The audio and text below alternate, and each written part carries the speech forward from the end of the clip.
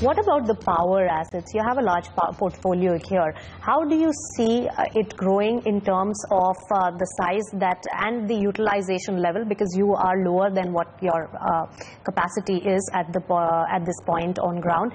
And what are you doing about the coal shortage, because feedstock is going to be an issue, especially for projects like Mahan? Yeah. Firstly, overall portfolio is about 6,000 megawatts, which is what we went out to invest. We have currently about 4,800 megawatts operational. Of that, about 1,000 megawatts will go as part of this transaction. So what we'll be left with is about 5,000 megawatts, and 3,800 megawatts of that is operational. And the last 1,200 megawatts is a project in Jharkhand, which we are yet to complete. We hope to complete that in the next 18 months. Overall, if you look at our overall capital expenditure program, then we are at about nearly 95-96% of the program has been completed, and we are at the fag end of that overall program for the group as a whole. Jharkhand is probably the one asset which is not yet fully completed. Having said that, the overall situation of the sector is looking much better because coal availability has improved a lot. So there was a lot of uncertainty after the mines were cancelled, because people were not clear as to how you will get coal for these stranded plants effectively. But now that the coal production in the country has gone up significantly, we do believe that there is sufficient coal available, and therefore that major concern has gone away. India is even talking about exporting coal now, something which was probably unheard of 2 years ago. So I think that's a very big positive. The Uday scheme, which the government is currently implementing, will improve the situation a lot for the distribution companies of the states. And I think a combination of this will get us to the ultimate goal, which is what we are all looking for, which is improvement in demand of power, in the improvement in availability of power, less load shedding, which is what is currently happening in the states.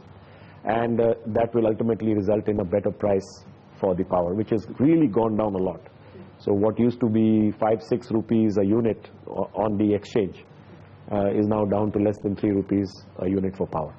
And so we do believe that will also get, ultimately, as the demand picks up, there will be a correction in that.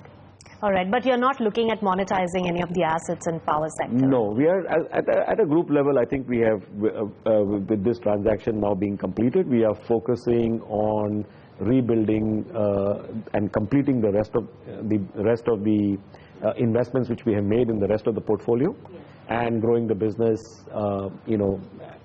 in each of those portfolio companies. All right. What do you have to say about the overall portfolio? It's a very well-diversified conglomerate. Now, Prashant, going forward, 5 years down the line, which are the two sectors with which you're pinning most amount of hope at this point, which would be the next generation companies for Essar Group?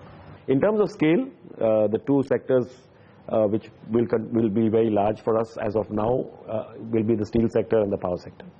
But we believe the port sector has tremendous promise. We have an EPC business which is something which we started with in our group. We continue to be in the oil and gas business with the UK, with our refinery in the UK, and our E&P business.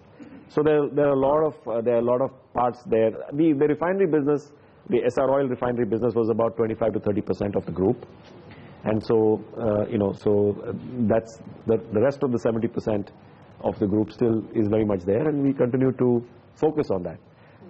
We have not picked two winners in that yet. We want to see what the opportunities are there in each of the sectors in the future. But do you also want to do portfolio management in terms of which are the sectors that you don't want to focus on too much, like the BPO? Are you looking at it for future growth in the group, or would you not mind shedding some of these businesses? So we have taken those calls in the last few years. Sectors or businesses which we felt were not critical, we have exited.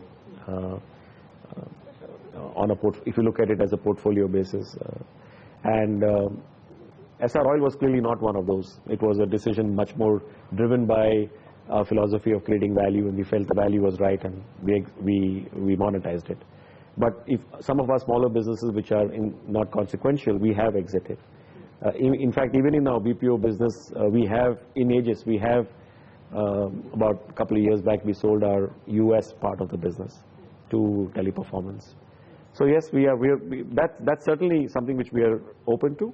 But broadly, I would say, as a group, we are now going to focus on building value and completing, focusing on the sectors which we, with the rest of the business which we have.